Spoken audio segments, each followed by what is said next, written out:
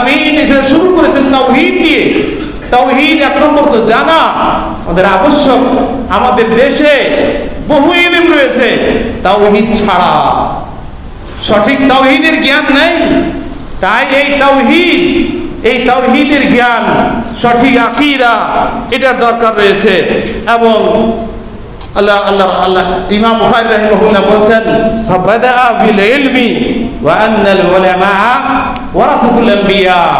আল্লাহ রাব্বুল আলামিন এই আয়াতে কারিমা শুরু করেছেন ইলম দিয়ে। আর এই উলামা হচ্ছেন ওয়ারাসা, আম্বিয়াদের ওয়ারিসান। আম্বিয়া যে দ্বীন, আম্বিয়া যে আকীদা নিয়ে এসেছেন, তার ধারক ও বাহক হচ্ছেন উলামায়ে কেরাম। তাই এই উলামায়ে কেরাম, এদের সম্পর্কে রব্বুল আলামিন বলেছেন, ইন্নামা ইয়াখশাল্লাহা মিন ইবাদিহিল উলামা। ইন্নামা ইয়াখশাল্লাহা মিন ইবাদিহিল উলামা। আল্লাহ রাব্বুল আলামিনকে সত্যিকারের ভয় করে উলামা। ইন্নামা কালিমাতু হাসরিন, যথাযথ যেভাবে আল্লাহর সম্পর্কে আকীদা রাখা দরকার, আমল করা দরকার, এটা উলামাদের দ্বারাই হয়ে থাকে। যেন ইন্নামা কালিমাতু হাসরিন, আয়াতে কোনো সন্দেহ না যে আলেমরাই সত্যিকারী আল্লাহ রাব্বুল আলামিনকে ভয় করে, সকলে ভয় করে। কিন্তু আজ আল্লাহ রাব্বুল আলামিন যে ইলম তাকে দিয়েছে, সেই ইলমের অনুপাতে যেভাবে আল্লাহকে ভয় করা দরকার, আল্লাহ রাব্বুল আলামিনের তাকওয়া অর্জন করা দরকার, আলেমরাই, আর সেই আলেমরাই যারা তাওহীদের উপর রয়েছে, যারা রাসূলুল্লাহ সাল্লাল্লাহু আলাইহি সাল্লাম এর সুন্নাতের উপর রয়েছে, তারাই ইন্নামা ইয়াখশাল্লাহা মিন ইবাদিল উলামা। এবং আল্লাহ রাব্বুল আলামিন বলেছেন, আলেম ও যারা আলেম না তারা কি সমান? হাল ইয়াস্তাবিল লাযীনা ইয়ালামুনা ওয়াল লাযীনা লা ইয়ালামুন। এবং আল্লাহ রাব্বুল আলামিন যে এই ইলম তাদেরকে দিয়ে থাকেন যাদেরকে আল্লাহ রাব্বুল আলামিন পছন্দ করেন। আল্লাহ রাসূল সাল্লাল্লাহু আলাইহি সাল্লাম বলেছেন, মায়ুরিদিল্লাহু বিহি খায়রান ইউফাক্কিহু ফিদ্দীন। আল্লাহ রাব্বুল আলামিন যার সাথে খায়র ও কল্যাণের ইচ্ছা করেন, তাকে দ্বীনের জ্ঞান দান করেন। আল্লাহ রাব্বুল আলামিন দেখেন বহু সাহাবায়ে কেরাম, তাবেঈন, তাবেঈন, তাদের সন্তান আরব দেশে, মক্কা, মদিনা, হিজাজ, শাম, মিশর এবং ইয়ামান ইত্যাদি সকল জায়গাগুলোতে, ইরাক ইত্যাদি যা কিছু ছিল সেখানে আরবরা, কিন্তু আল্লাহ রাব্বুল আলামিন উঠিয়ে নিয়ে আসলেন ওই উজবেকিস্তান থেকে ইমাম বুখারী, উজবেকিস্তান থেকে ইমাম বুখারীকে, ইমাম মুসলিম, ইমাম নাসাঈ, ইমাম তিরমিজি, তাদেরকে আল্লাহ রাব্বুল আলামিন গায়রে আরব থেকে নিয়ে আসলেন। তারা দ্বীনের খিদমত করেছেন। এই থেকে যে শুধু আরবরাই দ্বীনের খিদমত করবে তা হবে না, যে গায়রে আরব আল্লাহ রাব্বুল আলামিন যাকে চাইবেন, মান ইউরিদিল্লাহু বিহি খায়রান ইউফাক্কিহু ফিদ্দীন, আল্লাহ রাব্বুল আলামিন তাকে দ্বীনের জ্ঞান দান করবেন। ওয়া ইন্নামাল ইলমু বিত্তাআল্লুম, আর ইলম অর্জন করার মাধ্যমে আসে। যে মায়ের পেট থেকে হাফিজ হয়ে চলে আসলো, এগুলো কত ভুয়া কথা। আজ অমুক মায়ের পেট থেকে জন্মের পরে সে হাফেজ, এইটা ইলম ওয়াহাবি, আর একটা হলো কাসবি। ওয়াহাবি আল্লাহ রাব্বুল আলামিনের পক্ষ থেকে সরাসরি যেটা আসে সেটা হলো জিবরিল আলাইহিস সালাতু ওয়াস সালাম নবীদের কাছে যে ইলম নিয়ে আসবে সেটা হলো ওয়াহাবি। আর পড়ে ও জ্ঞান অর্জন করে যেটা হাসিল করলো সেটা হলো কাসবি। এটা ছাড়া জন্মগত দিক দিয়ে যে ইলম, এটা হলো তো খাবার সম্পর্কে, পরম সম্পর্কে, বাসস্থান গ্রহণ করা সম্পর্কে, দুনিয়ার এই যে জ্ঞানটা নিয়ে আসবে, এটিকে হিদায়াতে খালক বলা হয়। এই শক্তি নিয়ে মানুষ জন্মগ্রহণ করে। কোরআন ও হাদিস নিয়ে মায়ের পেট থেকে জন্মগ্রহণ করবে, তা থেকে তো আম্বিয়া ও রাসূল তারা জন্মগ্রহণ করতেন। কিন্তু আম্বিয়া ও রাসূল তাদের কাছে জিবরিল আলাইহিস সালাতু ওয়াস সালাম এসে যদি তাদের কাছে যদি ওয়াহী যদি এসে থাকে, তো আল্লাহ তাআলা তো নবীকে জন্মগত দিক দিয়ে দিয়ে দিতেন। এগুলো ভুয়া কথা কিছু বলে থাকে যে সে জন্মগত দিক দিয়ে হাফেজ ছিল, আলেম ছিল ইত্যাদি, এগুলো মিথ্যা কথা। আব্দুল্লাহ ইবনে আব্বাস রাদিয়াল্লাহু তাআলা বলছেন, কুনু রাব্বানিয়িন, তার তাফসীরে বলেছেন হুলামা ফুকাহা, তোমরা ধৈর্য ধারণকারী হও। রব্বানি আল্লাযী ইউরাব্বিন নাসা বিসিগারিল ইলমি ক্বাবলা কিবারিহি, অল্প অল্প ইলম দিয়ে যারা আলেম তৈরি করে তারা হলো রব্বানি। এদেরকে হতে হবে কি? উলামা। হালিম মানে ধৈর্যশীল, খুব ধৈর্য ধরতে হবে। ওস্তাদের মার, ওস্তাদের ধমক, পিটা ইত্যাদি এগুলো খেয়ে তারপরে এক সময় আলেম হয়, বড় আলেম হয়। কিন্তু কি যে আল্লাহ রাব্বুল আলামিন অঢেল ইলম তাকে দিয়ে দিয়েছেন, তা আপনা আপনি চলে এসেছে তা নয়। পরিশ্রম করতে হবে, মেহনত করতে হবে ইলমের জন্য। তাই এই বিষয়ে তৃতীয় যে বিষয়টি হচ্ছে মানুষ অশান্তি তার মধ্যে যে আসে, তার মধ্যে এই বিষয়ে বলা হয়েছে কোনো একটা বড় কাজ করতে গিয়ে হঠাৎ সিদ্ধান্ত নিবে না। আল্লাহ রাসূল সাল্লাল্লাহু আলাইহি সাল্লাম এই বিষয়ে বলেছেন, সেই হাদিসের একটা শারাহটা হচ্ছে লা তাত্তাখিজ কারারান সারিয়ান ইল্লা বা'দা ইস্তিখারাতিন আও ইস্তিশারাতিন। কোন একটা সিদ্ধান্ত নিলে আগে পরামর্শ করো, ইস্তিখারা করো। এই আল্লাহ রাসূল সাল্লাল্লাহু আলাইহি সাল্লাম পরামর্শ করেছেন। আল্লাহ রাব্বুল আলামিন রাসূলকে বলেছেন ওয়াশাবিরু ফিল আমর, কোন একটা কাজ করতে গেলে এই পরামর্শ করো। পরামর্শের মাধ্যমে আল্লাহর বরকত আসে। আর সেটা যদি ঠিক হয় আলহামদুলিল্লাহ, না ঠিক হলেও সে মাযুর, তাও কেউ তাকে দোষারোপ করবে না। তাই মানুষের যে অশান্তির কারণ হঠাৎ একটা সিদ্ধান্ত নিয়ে নেওয়া এমনটা না, বরং এই বিষয়ে বলা হয়েছে নুসুসের এটা খুলাসা, লা তাত্তাখিদ কারারান সারিয়ান, হঠাৎ তুমি কোন একটা সিদ্ধান্ত নিবে না কোনো কাজের, ইল্লা বা'দা ইস্তিখারাতিন আও ইস্তিশারাতিন,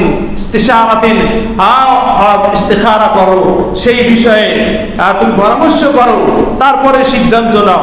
তবে কয়েকটি বিষয়ে এখানে ইস্তিশারা বা ইস্তিখারা নেই, দ্রুত সেখানে আসতে হবে। একটা হচ্ছে তবে যদি তুমি আজান শুনতে পাও, আজান শোনা মাত্র তুমি আসো। আল্লাহ রাসূল সাল্লাল্লাহু আলাইহি সাল্লাম বলেছেন তুমি দৌড়ে আসবে না, তবে যা যে কিছু ব্যস্ততা রয়েছে সব তুমি বাদ দিয়ে তুমি নামাজে আসো। কিন্তু এখানে নামাজে এসে নামাজ দ্রুত না, নামাজ প্রশান্ত ভাবে তুমি আদায় করো। তবে তুমি আজান শুনে আর দেরি করবে না। আজান শোনার পরে যা কিছু, যে কোনো কাজে ব্যস্ততা, লেখাপড়ায় যে কোনো কাজে তুমি ব্যস্ত থাকো, সেই কাজটা বাদ দাও, তুমি মসজিদে আসো। হাইয়া আলাস সালাহ, হাইয়া আলাল ফালাহ, এই শোনার পরে আর তুমি দেরি করবে না, আর তুমি চলে আসো মসজিদে। এই আজান শোনার পরে ফালা তাতাআখার, দেরি করবে না। আজান শুনে আবার শুয়ে থাকবে না, উঠে উজু বানিয়ে যত দ্রুত মসজিদে তুমি আসো। দ্বিতীয় হলো কোন ব্যক্তি মারা গেছে, ইস্তাজিল ফি তাকফিনিহি ওয়া তাদফিনিহি, কোন ব্যক্তি মারা গেছে তাকে কাফন দাফন করাতে দেরি করা যাবে না। যত দ্রুত তাকে কি তার ব্যবস্থা নিতে হবে, আর তার ব্যবস্থা দ্রুত করতে হবে। এই বিষয়ে অনেকগুলো বিষয় রয়েছে, অনুরূপ রয়েছে রাজুলে সালে, আপনার একটা মেয়ে আছে আর ছেলে আছে, তাকে প্রাপ্ত বয়স্ক হলেই, যোগ্য হলেই তাকে বিবাহ দিয়ে দেয়। 30 বছর 35 বছর বয়স হবে, তারপরে আগে চাকরি হবে, তারপরে এমনটা না। আল্লাহ রাব্বুল আলামিন যে সকল বিষয়ের মধ্যে বারাকাত রেখেছেন তার মধ্যে একটা হলো বিবাহ। তাই এই বিষয়ে আল্লাহ রাসূল সাল্লাল্লাহু আলাইহি ওয়াসাল্লাম আরো অনেকগুলো রয়েছে, সময় আমার নেই। আর এই বিষয়ে যে চতুর্থ বিষয় হচ্ছে অশান্তির কারণ, তার মধ্যে একটা হলো মুসাহাবাতু আসহাবিস সু, দুষ্ট লোকের সাথে চলাফেরা করা, দুষ্ট লোকের সাথে উঠা বসা করা, বন্ধুত্ব। এই মারহালাটা আপনার যে শক্তি আছে, কারণ যে আল কুওয়া মারহালাতুস সালাহ ও মারহালাতুল ফাসাদি, মানুষের যে শক্তি আছে, হয় মানুষ ঢেবে যায়, ঢেবে হয় টিকে থাকবে, বেরিয়ে চলে আসবে, না হয় বয়ে চলে যাবে। দুটার একটা হবে, হয়তো সে তার শক্তি থাকতে গেলে, কোনো না কোনো ব্যবস্থা থাকতে গেলে সে বেরিয়ে আসবে। তার মধ্যে যদি আকীদা, তার মধ্যে যদি ইলম কালাম, তার মধ্যে যদি মারহালাতু মাহাদুস সালাহ তার মধ্যে যদি থেকে থাকে, তবে খারাপ লোকের খপ্পর থেকে তার উঠা বসার মাধ্যমে যে তার যে প্রভাব সেটা থেকে বেঁচে থাকবে, আর না হয় সে চলে নষ্ট হয়ে যাবে। তাই মুসাহাবাতু আসহাবিস সু, খারাপ লোকদের সাথে উঠা বসা চলাফেরা, এটা থেকে আল্লাহ রাসূল সাল্লাল্লাহু আলাইহি সাল্লাম নিষেধ করেছেন, হাদিস রয়েছে এই বিষয়ে।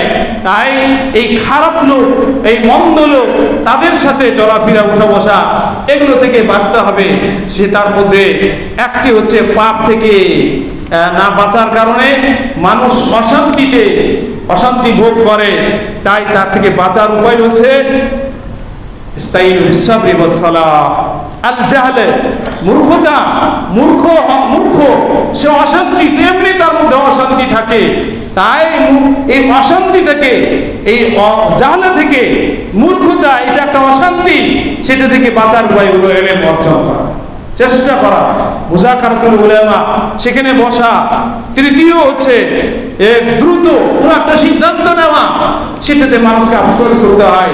তাই আল্লাহ রাসূল সাল্লাল্লাহু আলাইহি সাল্লাম বলেছেন, হয় তুমি পরামর্শ করো, ইস্তিখারা করো, তারপরে। আর যে চতুর্থ, সেটা হচ্ছে মন্দ লোকদের সাথে উঠা বসা করা। একদিন হয়েছে নামাজি, কিন্তু তাদের সাথে উঠা বসা করতে করতে একদিন দেখবে যে সে চলে গেছে। সে নামাজে একদিন দেরি করে আসলো, আর একদিন কি নামাজই পেল না, আর একদিন কি মসজিদের পথই ছেড়ে দিল, এমনটা হয়ে থাকে। তাই এই বিষয়গুলো আমাদের সালাফে সালেহিন আলোচনা করেছেন। আল্লাহ রাব্বুল আলামিনের কাছে তৌফিক কামনা করি, ইলাহুল আলামিন কোরআন ও সুন্নাহর উপরে আমল করার এবং যার মধ্যে শান্তি রয়েছে দুনিয়া এবং আখিরাতের, ইলাহুল আলামিন তুমি আমাদেরকে তৌফিক দান করো।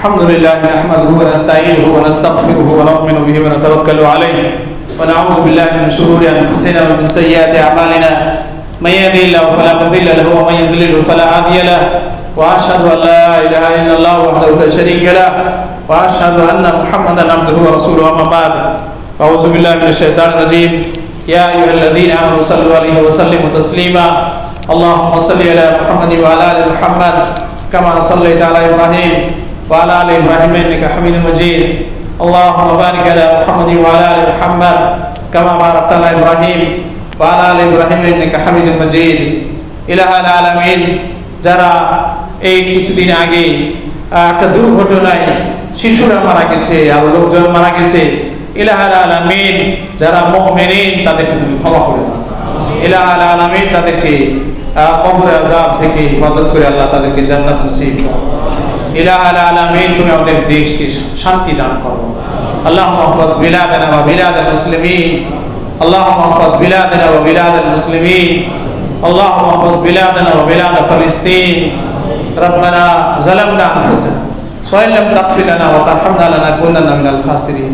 রব্বানা আতিনা ফিদ দুনিয়া হাসানাতাও ওয়া ফিল আখিরাতি হাসানাতাও ওয়া কিনা আযাবান নার। ربنا لا تزغ قلوبنا بعد إذ هديتنا وهب لنا من لدنك رحمة إنك أنت الوهاب. اللهم أعز الإسلام والمسلمين، اللهم انصر الإسلام والمسلمين وأهلك الكفار واليهود والنصارى والمشركين. اللهم اغفر لنا ولوالدينا ولمشايخنا ولأساتذتنا ولأحبائنا ولمن له حق علينا ولمن أحسن إلينا. اللهم اغفر للمؤمنين والمؤمنات والمسلمين والمسلمات الأحياء منهم والأموات إنك مجيب الدعوات برحمتك يا أرحم الراحمين. وصلى الله على نبينا محمد وآله وسلم.